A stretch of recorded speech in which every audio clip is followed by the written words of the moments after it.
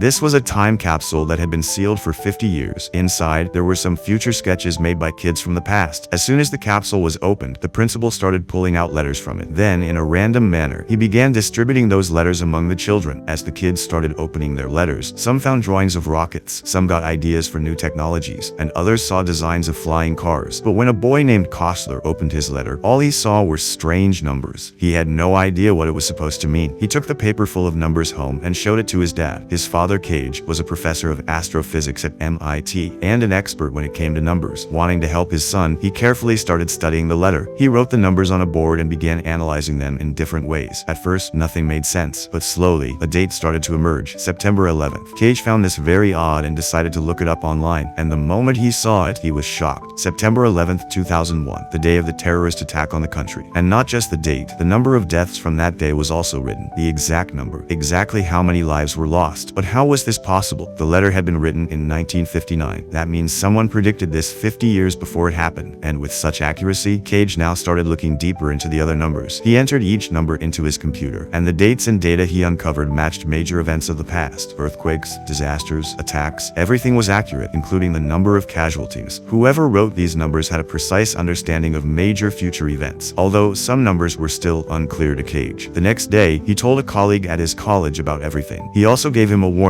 According to the paper, the next major incident was just 2 days away, and it said 71 people would die. But his colleague thought Cage was overthinking it. He told him to go home and get some rest. Cage felt discouraged and quietly returned home. He turned on the TV and began monitoring the news channels. Finally, the day written on the paper arrived, but the whole day passed and no major incident was reported. It was raining outside. Cage left to pick up his son from school. There was heavy traffic and cars were moving slowly. He called his colleague and said, "Maybe I was overthinking. It was probably just a bunch of numbers." But then he looked at his car's navigation screen. On the screen, the latitude and longitude were visible. Suddenly, he remembered the other numbers from the paper, the ones he hadn't been able to understand before. He quickly compared them, and everything became clear. Those numbers were exact geographic coordinates, and it was the exact same place where he was stuck in traffic. That meant today's disaster was going to happen right there. Traffic was intense, and police were also present. He tried talking to one of the officers about it, but before he could say much, the officer's face turned pale. Without saying a word, the cop ran off. Cage turned around, and right then, the very disaster he predicted occurred in front of his eyes. So friends, if you found out about a disaster before it happened, what would you do?